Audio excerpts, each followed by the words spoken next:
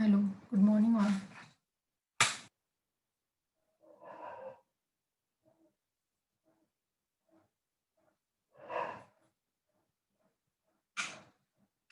सी हम लोग देख रहे थे income from capital gain.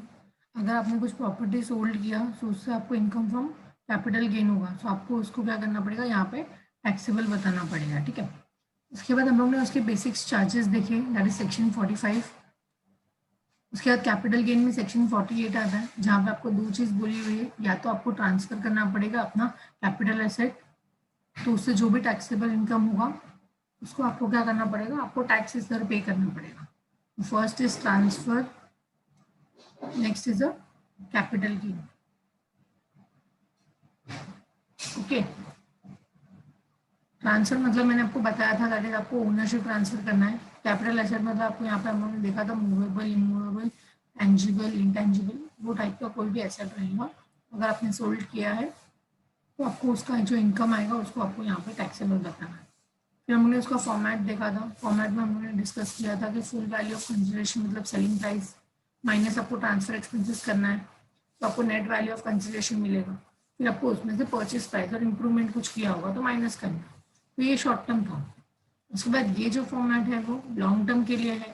Format same है, बट फर्क इतना है कि लॉन्ग टर्म को हम लोग इंडेक्सेशन का बेनिफिट दे रहे हैं। ठीक है। उसके बाद बात आती है कि हम लोग को पता कैसे चलेगा वो शॉर्ट टर्म है कि लॉन्ग टर्म है। सो उसके लिए यहाँ पे बताया हुआ है कि पेपर एसेट है और नॉन पेपर एसेट है। अगर आपने पेपर एसेट मतलब शेयर्स वगैरह, आपने का शेयर्स खरीदा, डिबेंचर खरीदा, बॉन्ड खरीदा, अगर ये सब का पीरियड ऑफ होल्डिंग अगर लेस देन 12 मंथ्स है तो short term capital gain. More than 12 months है पीरियड ऑफ होल्डिंग, उसके मतलब आपने 12 महीने आपके पास रखा, उसके ज़्यादा टाइम के बाद आपने बेचा तो लॉन्ग टर्म कैपिटल गेन होगा। सेम नॉन पेपर एसेट के साथ होता है, मतलब जो मूवेबल बात कर रहे थे हम लोग, कैपिटल एसेट की बात कर रहे थे, वो यहाँ पे होगा। मैम अगर वो तीन। आपकी आवाज ब्रेक हो रही है अजीब सी। Hello hello. सो हम लोग देख रहे थे कैपिटल एसेट दो टाइप के हैं। आवाज आ रहा है ना आप लोगों को? Yes ma'am. ओके। सो दो टाइप का था, paper asset, non paper asset. अगर आपने पेपर एसेट जो शेयर्स, बॉन्ड, डिबेंचर्स है, उसका पीरियड ऑफ होल्डिंग अगर लेस देन 12 मंथ्स है तो शॉर्ट टर्म होगा। अगर पीरियड ऑफ होल्डिंग जो है 12 मंथ से ज़्यादा है तो वो लॉन्ग टर्म रहेगा। फिर नॉन पेपर एसेट हम लोग ने इसकी बात किया था, हम लोग ने machinery, land and building and जो भी रहेगा एकदम, ठीक है, इमूवेबल मूवेबल प्रॉपर्टी। अगर वो आपने 36 मंथ से ज़्यादा होल्ड किया है तो लॉन्ग टर्म, कम होल्ड किया है तो 36 मंथ तो आपको शॉर्ट टर्म रहेगा। ये हम लोग ने देखा। फिर नेक्स्ट हम लोग ने देखा कि फुल वैल्यू ऑफ कंसिडरेशन का मतलब क्या है। फुल वैल्यू ऑफ कंसिडरेशन का मतलब है सेलिंग प्राइस, आप जो एक्चुअल में कस्टमर को कितने में सोल्ड कर रहे हो। फिर नेक्स्ट हमने देखा कि एक्सपेंसेस ऑन ट्रांसफर क्या है, मतलब अगर आपने कुछ बेचने के टाइम पे अगर कुछ एक्सपेंसेस किया होगा सो आप ले सकते हो। कैपिटल एक्सपेंडिचर जिसको बोलते हैं, जो एक ही बार होता है, जो रिकरिंग नहीं है, नॉन रिकरिंग है। यहाँ पे आपको एग्जांपल बताया है, brokerage, stamp duty, registration, advertisement, ये सब रहेगा। फिर नेक्स्ट हम लोग ने देखा कि एक्विजिशन कॉस्ट मतलब क्या। नॉर्मली अगर आप देखोगे तो एक्विजिशन कॉस्ट मतलब परचेज प्राइस।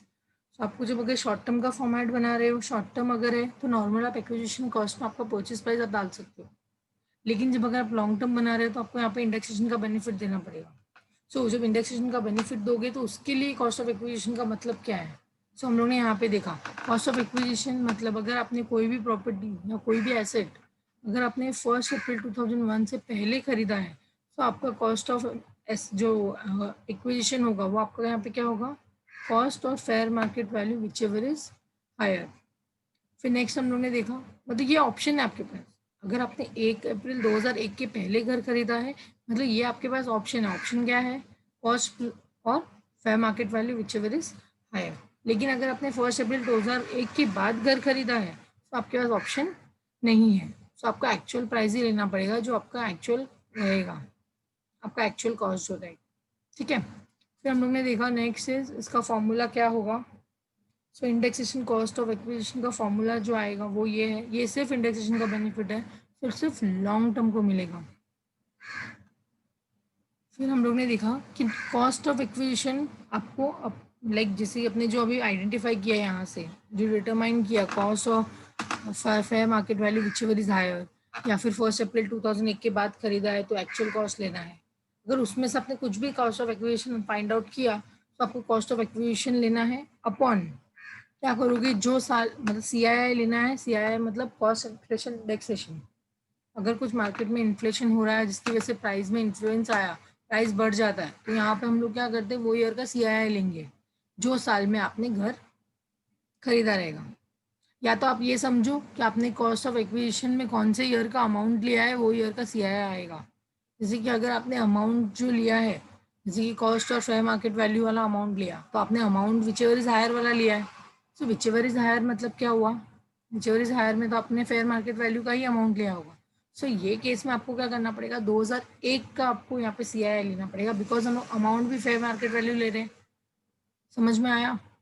तो यहाँ पे आप लोग याद रखना कि जब जब आप कॉस्ट ऑफ एक्विजिशन लोगे तो वो जो ईयर का अमाउंट रहेगा वो ईयर का CII आएगा नीचे, multiply by CII year of transfer. ये तो फिक्स है कि आपको आपका प्रीवियस ईयर ही लेना है, दैट इज 1920, और यहाँ के लिए 289। ठीक है। सो नेक्स्ट यहाँ पे क्या आता है, यहाँ पे मैंने आपको इंडेक्सेशन का बेनिफिट का मतलब बताया था। जैसे जैसे ईयर बढ़ता है वैसे वैसे बिल्डिंग का प्राइस भी बढ़ता है, सो प्राइस में इन्फ्लुएंस आता है। सो यहाँ पे कंपेरेबल अमाउंट भी होना चाहिए जब आप बेच रहे हो, तो इसके लिए आपको गवर्नमेंट यहाँ पे इंडेक्सेशन का बेनिफिट दे रही है। फिर नेक्स्ट हम लोग ने देखा था इम्प्रूवमेंट घर का। अगर आपने कुछ इम्प्रूवमेंट कराया होगा तो उसका कॉस्ट क्या होगा। अगर आपने 2001 के पहले इम्प्रूवमेंट कराया है तो आपको लेना ही नहीं है, नॉट अलाउड। लेकिन अगर 2001 के बाद घर का इम्प्रूवमेंट कराया है तो एक्चुअल एक्सपेंसेस, और 2001 के बाद आपने कितना भी इम्प्रूवमेंट कराया होगा हम आपको माइनस करने देंगे, आपका एज अ एक्चुअल एक्सपेंसेस के साथ। Formula will be same only. यहाँ पे आप देख सकते हो कि आपका इंडेक्सेशन कॉस्ट ऑफ इम्प्रूवमेंट है, ये भी सिर्फ लॉन्ग टर्म के लिए ही है, क्योंकि जो भी इंडेक्सेशन होगा सिर्फ लॉन्ग टर्म के लिए होगा। फिर नेक्स्ट क्या देखा, कॉस्ट ऑफ इम्प्रूवमेंट अपॉन जो साल में आपने इम्प्रूवमेंट कराया होगा वो।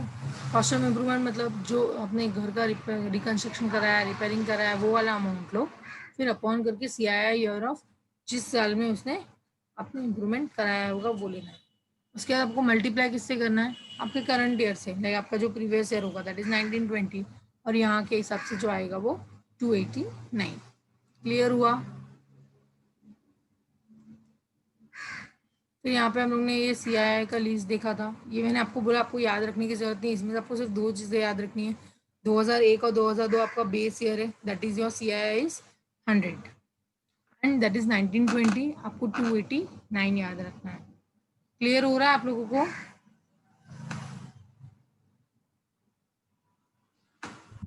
Yes, ma'am.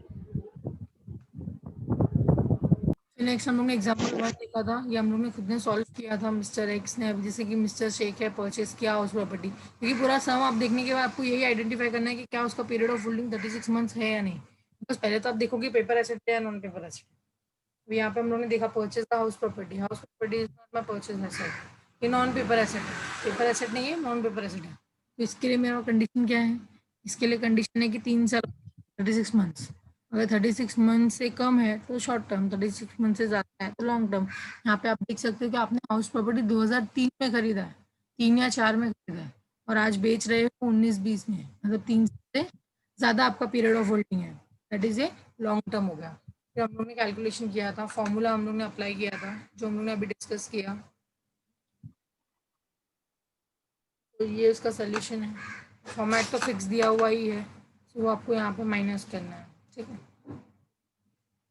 एग्जाम्पल 2 भी हम लोग ने खुद से सॉल्व किया हुआ है, सेम कैलकुलेशन किया, ये इसका सोल्यूशन था, आप लोगों ने किया। फिर एग्जाम्पल 3 का हम लोग कल डिस्कस कर रहे थे, मैंने आपसे सॉल्व करने के लिए बोला था। यहाँ पे आप देख सकते हो कि मिस्टर राजा ने एक बिल्डिंग परचेस किया है ऑन 21 मार्च 1978। दैट इज आपको यहाँ पे समझना ये है कि आपने जो घर खरीदा है वो 2001 के पहले खरीदा है, मतलब आपके पास ऑप्शन है प्लस फॉर्मूला दोनों है, क्योंकि अगर आप घर 2001 के बाद खरीदोगे तो आपके पास सिर्फ फॉर्मूला है, और ये 2001 के पहले खरीदा है, मतलब आपके पास क्या है, ऑप्शन है। ऑप्शन क्या है, कॉस्ट और fair market value whichever is higher. तो आपको यहाँ पे देखना पड़ेगा कि आपका कॉस्ट क्या है। आपने 21 मार्च 1978 को जो खरीदा था वो कितने में खरीदा है, 2,50,000 50 में खरीदा है। फिर आगे आपको बताया कि आपने 1985 में उसने इम्प्रूवमेंट कराया है 4 लाख रुपीज़ का। लेकिन आपको मैंने बताया कि जब इम्प्रूवमेंट कराया है वो भी 2001 के पहले का, तो इम्प्रूवमेंट यहाँ पे नहीं आएगा। You have to be ignore it, because before 2001 कितना भी इम्प्रूवमेंट कराने दो, हम उसको कैलकुलेशन पर्पज में नहीं लेंगे। दैट इज इग्नोर करना है। समझ में आया? मतलब यहाँ पे मेरा इम्प्रूवमेंट नहीं है ये सब में, मुझे ये इग्नोर करना पड़ेगा 4,000 वाला, 4 लाख वाला। क्यों? क्योंकि 1985 में किया है, दैट इज 2001 के पहले है। फिर नेक्स्ट आपको बोला है कि 2019 और 20 में आपने घर बेच दिया 78 लाख में, तो नॉर्मल आपको सेलिंग प्राइस दिया हुआ है। और यहाँ पे अगर आप देखोगे तो लास्ट लाइन में आपको फेयर मार्केट वैल्यू भी दिया हुआ है, दैट इज 10,10,000। सो आपका ओरिजिनल कॉस्ट है 2.5 लाख, क्योंकि आपने 1978 में 2.5 लाख में खरीदा था, और फेयर मार्केट वैल्यू जो है वो 10,10,000 है। तो अभी आपको क्या करना पड़ेगा, कॉस्ट और fair market value whichever is higher. तो यहाँ पे कॉस्ट 2,50,000 होगा और मेरा फेयर मार्केट वैल्यू होगा 10,10,000। अभी इसमें से हायर कौन सा है, विच एवर इज हायर, मुझे विच एवर इज हायर आया 10,10,000। सो ये सिचुएशन में मेरा जो होगा COA, that is cost of acquisition, 10,10,000 होगा। सो अभी जब ये मेरे को पता चला, तो अभी मैं जब कैलकुलेशन करूंगी ना, जब इंडेक्सेशन का बेनिफिट दूंगी, तो कॉस्ट ऑफ एक्विजिशन में मैं 2.5 लाख नहीं लूंगी, मैं 10,10,000 लूंगी। ठीक है। सो और ये 10,10,000 कौन से डेट का अमाउंट है, ये 2001 का अमाउंट है। मतलब मेरे को CII 2001 का याद है 100। तो आपको नॉर्मल कैलकुलेशन करना है कि 10,10,10,10,000 आपका जो अमाउंट है अपॉन 100 क्यों? क्योंकि आपने CII वो ईयर का लिया है, आपने अमाउंट वो ईयर का लिया हुआ है, मल्टीप्लाई बाय 289। तो आपको एक अमाउंट आएगा, दैट इज 29,18,900 रुपीज। आपको ये अमाउंट आया। तो आपका सेलिंग प्राइस ऊपर दिया हुआ है 78 लाख, और यहाँ पे ऐसे एक्सपेंसेस वगैरह की कुछ बात नहीं की है, तो आपको सीधा 78 लाख में से 29,18,900 माइनस करना है। सो यहाँ पे आप देख सकते हो कि 78 लाख आपका सेलिंग प्राइस था, that is full value of consideration. फिर इंडेक्सेशन कॉस्ट ऑफ एक्विजिशन है, दैट इज 29,18,900 जो हम लोगों ने अभी जस्ट कैलकुलेशन किया। इम्प्रूवमेंट में कुछ नहीं आएगा, क्यों? क्योंकि ये सब में इम्प्रूवमेंट आपने जो किया है वो 2001 के पहले किया है, तो उसको आपको इग्नोर करना पड़ेगा। तो आपको नॉर्मल जो लॉन्ग टर्म कैपिटल गेन का जो प्रॉफिट आया है वो कितना आया है, 48,81,100 रुपीज़। क्लियर हुआ ये सब? आपको कल मैंने एक्सप्लेन नहीं किया था आप लोगों को, इसके लिए अभी किया। ठीक है। तो आज हम लोग को क्वेश्चन नंबर 4 सॉल्व करना है। उसके पहले हम लोग एक क्लास सम करना है। उसके पहले मेरे को आपको एक चीज़ यहाँ पे एक्सप्लेन करना बाकी था, इस घर के बदले घर।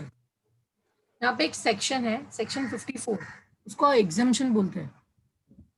गवर्नमेंट ने आपको एग्जाम्शन दिया हुआ है। अगर आप सिर्फ फॉर एग्जाम्पल से मेरे पास एक ही घर है, तो यहाँ पे क्या बोला हुआ है कि अगर आपके पास घर है, तो वो क्या करना पड़ेगा, आप उसको घर बेचो। आपको उसको क्या करना है, घर बेचना पड़ेगा।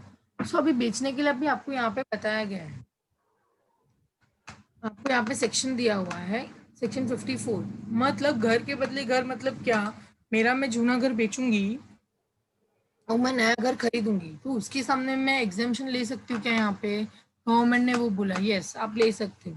जैसे कि अभी तक हम लोग क्या कर रहे थे, हमारे लास्ट सम की अगर आप बात करोगे, ये मेरा सम है, लास्ट सम का सोल्यूशन। मतलब यहाँ पे आपको लास्ट चेक करना है कि आपका लॉन्ग टर्म कैपिटल गेन कितना आ रहा है। ये सम में 48,81,100 रुपीज आपका यहाँ पे लॉन्ग टर्म कैपिटल गेन आ रहा है। मतलब आपको इतने का प्रॉफिट हुआ घर बेचने के बाद। तो आपके पास या तो ऑप्शन है, या तो आप ये अमाउंट पे टैक्स पे करो, या तो आप ये अमाउंट का जो आपको प्रॉफिट हुआ है वो अमाउंट से आप नया घर खरीदो। क्या आप रहोगे किधर? इसके लिए बोला है घर के बदले घर। पहले आप एक ही घर खरीद सकते थे, बट अभी लास्ट ईयर से ऐसा रूल आया है कि आप 2 घर खरीद सकते हो। मतलब एग्जाम्शन लेना है तो आप 2 घर का एग्जाम्शन ले सकते हो, घर तो कितना भी खरीद सकते हो, आपके ऊपर है। लेकिन अगर आपको एग्जाम्शन लेना है अंडर सेक्शन 54 का, तो आप यहाँ पे क्या करोगे, उसको आपको यहाँ पे माइनस करने मिलेगा। मतलब जूना घर बेच के नया घर आपने खरीदा होगा, घर बेच के घर खरीदा तो सेक्शन 54। हाँ, इसके लिए बोला घर के बदले घर। समझ में आया? घर बेचा और घर खरीदा ना, तो आपको यहाँ से हम लोग माइनस करने देते हैं, that is last one. Last में से आपको माइनस करने दिया जाएगा। फॉर एग्जाम्पल से मुझे 48 लाख का फायदा हुआ, यहाँ पे प्रॉफिट हुआ। सो मैं क्या सोच रही हूँ, एक काम कर देना, अभी 48 लाख का हुआ है तो एक फ्लॉट खरीद लेते हैं। 35 लाख का आपने प्लॉट खरीद लिया। सो यहाँ पे क्या होगा, आपको इनकम 48 लाख का हुआ है, 48,81,100 रुपीज़ का आपको प्रॉफिट हुआ है। लेकिन उसमें से आपने 35 लाख को नया खरीद लिया, प्रॉपर्टी जो है 35 लाख का नया खरीदा। सो आपके पास ऑप्शन है अंडर सेक्शन 54। क्यों? क्योंकि आपने घर बेचा और फिर घर खरीदा। सो आप यहाँ से लॉन्ग टर्म कैपिटल गेन में से माइनस कर सकते हो less exemption under section 54 and जितने का खरीदा रहेगा वो 35 लाख। फिर अभी आप तो आपको माइनस करना है, तो 35 लाख आप यहाँ से माइनस करोगे तो आपको बाकी के ऊपर 13 लाख के ऊपर टैक्स पे करना पड़ेगा। 13,81,100 पे आपको टैक्स पे करना पड़ेगा। ये फर्स्ट एग्जाम्पल था। अगर आप सेकेंड एग्जाम्पल की अगर आप बात करोगे तो फॉर एग्जाम्पल से आपके पास लॉन्ग टर्म कैपिटल गेन में 48,81,100 रुपीज़ का प्रॉफिट हुआ है। अभी मैंने बोला कि जूना घर बेच के नया घर खरीदना है, दैट मीन्स अभी मैं बोल रही हूँ नहीं यार, अभी जूना घर तो बेच दिया ना, अभी नया घर एकदम अच्छा वाला खरीदते हैं। सो अच्छा आपने 2 करोड़ का खरीदा, 2 करोड़ का नया अच्छा वाला घर खरीदा, एकदम रेडी था, आपने घर खरीद लिया। तो अभी यहाँ पे क्या होगा, आपके पास इनकम कितने का हुआ है? 48,81,000 का आपको प्रॉफिट हुआ है यहाँ पे। आपने घर कितने का खरीदा? 2 लाख का खरीदा, 2 करोड़ का खरीदा, सॉरी। तो जब आप ज्यादा का घर खरीद रहे हो ना, तो आपको यहाँ से माइनस करने उतना ही मिलेगा जितना आपका लॉन्ग टर्म कैपिटल गेन होगा। यहाँ पे नेगेटिव नहीं आ सकता कभी भी। या तो आपके पास दो ऑप्शन है, या तो आप लॉन्ग टर्म में गेन में से जितने का एक्चुअल खरीदा इतना माइनस करो, अगर वो अमाउंट से कम है तो, मतलब अगर आपने जो प्रॉपर्टी खरीदी है उसका अमाउंट 48 लाख से अगर कम है तो आप यहाँ से माइनस कर सकते हो। लेकिन अगर आप बोल रहे हो नहीं 50 लाख है, 50 लाख है मतलब मेरे को तो प्रॉफिट 48 लाख का ही हुआ है, तो आपके पास क्या ऑप्शन है? ऑप्शन ये है कि जितना दिया उतना माइनस करने का। आंसर नेगेटिव कभी भी नहीं चाहिए। समझ में आया एवरीवन? Yes. ओके, तो इसका एग्जांपल देखते हैं हम लोग। नॉर्मल सम है, एग्जांपल 4 है।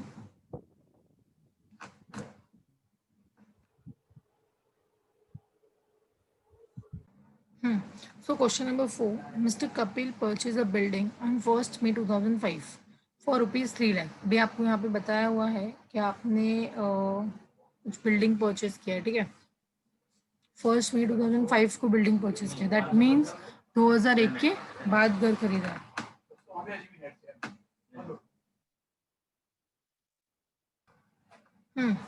सो दैट इज 2001 के बाद घर खरीदा है, तो आपके पास ऑप्शन नहीं है, आपके पास सिर्फ फॉर्मूला है, आपको सिर्फ फॉर्मूला अप्लाई करना है, ठीक है। तो यहाँ पे उसके बाद during 1920 he purchase a house property of ₹14 lakh.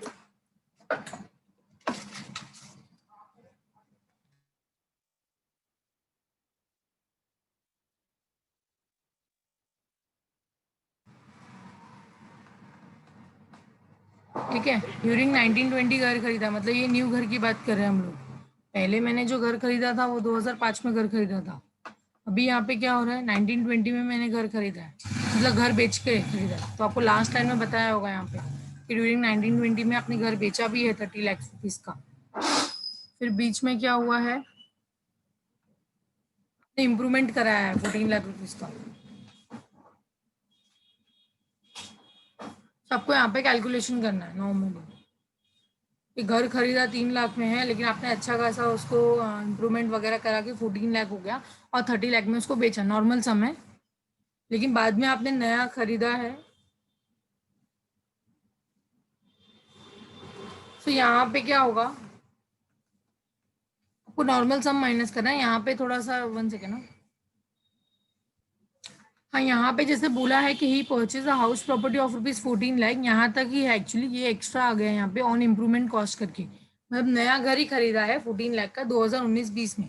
मतलब आपके पास ये नॉर्मल सम है, आपको फॉर्मूला अप्लाई करना है, मतलब सम आप जैसे सॉल्व करोगे, जैसे कि हम लोग को क्या करना है, पहले सम सॉल्व करने के टाइम पे हम लोग के पास ऑप्शन नहीं है, यहाँ पे सिर्फ फॉर्मूला है। तो फॉर्मूला देखो, आपने 1 मई 2005 को घर खरीदा है 3 लाख रुपीज़ का, तो मेरा COI जो भी होगा वो क्या होगा, कॉस्ट ऑफ एक्विजिशन का अमाउंट क्या होगा, 3 लाख ही होगा। 3 लाख अपॉन CII कौन से ईयर का लेना पड़ेगा अभी यहाँ पे आपको, 5 और 6 और या 4 या 5, ये आपको पता होना चाहिए, 4-5 लेने का या 5-6 लेने का। ये सब में मुझे 5 और 6 का CII लेना पड़ेगा, क्यों? क्योंकि मेरा फाइनेंशियल ईयर जो है वो अप्रैल 5 से स्टार्ट होके मार्च 6 तक खत्म होता है, तो 5 और 6 का ईयर होगा। मतलब मेरा COA का अमाउंट जो है वो 3 लाख रुपीज है, और उसके ऊपर अपन अपन मुझे जो COA का CII माइनस करना है वो मेरे को 5 और 6 का माइनस करना है। क्लियर हुआ आप लोगों को एवरीवन? Yes. तो यहाँ पे भी हम लोग ने देखा कि मोर देन 36 मंथ्स ही है, इंडेक्सेशन तो आपको देना ही है। तो यहाँ पे आप देख सकते हो कि आपके पास 3 लाख का रुपीज़ है, आपने 3 लाख रुपीज़ की बिल्डिंग खरीदी है। 5 और 6 का जो CII है वो कितना है, 1117 है। आपको मल्टीप्लाई करना है 289 से, ठीक है। तो आपको एक अमाउंट मिलेगा 7,41,026, ये आपको एक अमाउंट मिला। अभी आप क्या करोगे, आपने 30 लैक्स में बेच दिया। सो हम लोग वो देखते हैं इसका सोल्यूशन कैसे होगा। तो ये इसका सोल्यूशन है कि 30 लाख में आपने इसको फुल वैल्यू ऑफ कंसिडरेशन किया, बट ये सब में ट्रांसफर नहीं है, ठीक है। नॉर्मल माइनस करना है आपको। फिर उसके बाद आपको यहाँ पे इंडेक्सेशन कॉस्ट ऑफ एक्विजिशन मिला, तो 7,41,000 हम लोग ने वो माइनस कर दिया। इम्प्रूवमेंट कुछ नहीं है तो हम लोग ने उसको इग्नोर रखा है यहाँ पे। तो नेक्स्ट आपको क्या मिल गया, हम लोग यहाँ तक तो हम लोग सॉल्व करते ही थे, लॉन्ग टर्म कैपिटल गेन तक हम लोग पहुंचते ही थे। 30 लाख में से 7 लाख आपने किया, तो आपको कैपिटल गेन कितना आया, 22,58,974 हम लोग पहुंचते ही थे, ठीक है। एक स्टेप नया आया, दैट इज कि आपने घर बेचा ना, तो आपने घर खरीदा भी है 54 अंडर सेक्शन 54 में आपको एग्जाम्पशन मिलेगा उसका, 14 लाख आप यहाँ से माइनस कर सकते हो। क्लियर हुआ ये आपको पॉइंट? Yes. तो 22 लाख का अगर आपको जब प्रॉफिट हुआ था उसमें 14 लाख का तो नया घर खरीद लिया। सो अभी आपका जो नेट प्रॉफिट होगा वो आपको 8,58,000 पे टैक्स पे करना पड़ेगा। समझ में आ गया सबको? ओके। सो यहाँ पे हम लोग का कैपिटल गेन खत्म होता है।